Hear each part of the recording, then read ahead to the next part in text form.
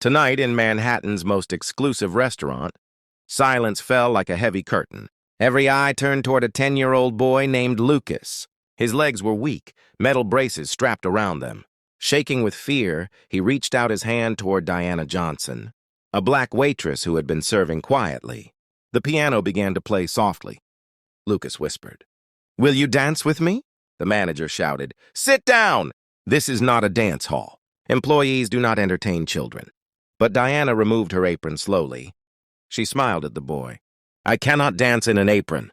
Gasps filled the room. Even Richard Montgomery, Lucas's billionaire father, rose in shock. Diana took the boy's hand. Step by step, she let him lead. His braces scraped the floor, but for the first time in years, Lucas smiled. He was not being helped. He was leading. And everyone, even his powerful father, could not look away. When Diana guided Lucas back to the table, she bowed lightly. "Thank you for asking me. It was an honor." Richard Montgomery stopped her. "Wait, what is your full name?" "Diana Johnson, sir." Richard handed her a card. "My office, tomorrow at 10. The whole restaurant froze. No one expected a waitress to receive such an invitation. The next morning, Diana walked into Montgomery Tower. She wore her best outfit, nervous but steady. Richard studied her. "Why work as a waitress?" "I work 3 jobs," she said calmly. "I also co-founded Freedom Steps, a dance program for children with disabilities." Richard leaned forward. "But it is closing, isn't it?" Diana nodded. "Yes, lack of funding." Richard paused, then said words that shocked her. "I want you to work for me, as a therapeutic companion for my son." Diana blinked. "As a nanny?" "No." Richard's voice cracked. "As someone who can do what you did yesterday. Follow, not lead." He offered her more money than she had ever dreamed of. But Diana shook her head. "No." Richard froze. "No?" She stood tall. "I do not work for men who try to buy solutions. And your son does not need someone pretending to care. He needs space to lead his own life."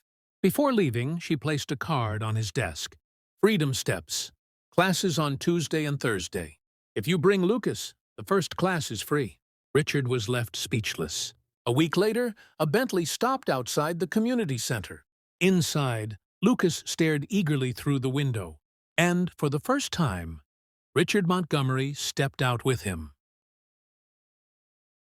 Inside the center, children moved freely. Wheelchairs spun. A boy with a prosthetic leg created his own rhythm.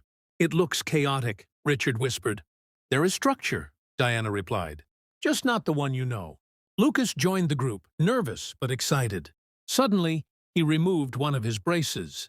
Everyone gasped. Richard stepped forward, but Diana stopped him. "Wait! Watch!" Lucas balanced on shaky legs. Then he took a small, independent step. Cheers erupted. Richard's eyes filled with tears. For the first time, he saw his son not as broken, but as strong. Diana said softly, "It is not about perfect steps. It is about first steps on your own." Reporters arrived. Questions flew. Richard looked at his son, then back at the cameras. For once, the billionaire's mask broke. He said clearly, "The Montgomery Foundation will fully fund Freedom Steps for 5 years. And Diana Johnson will keep complete control." Flashes exploded. The world had heard his decision.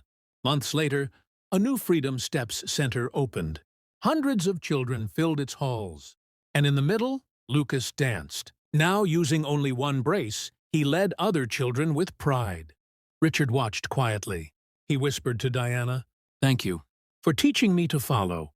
She smiled. "True leaders are not the ones who always guide. They are the ones who have the courage to follow when someone shows a better way." And that single dance between a boy and a waitress became the step that changed countless lives forever.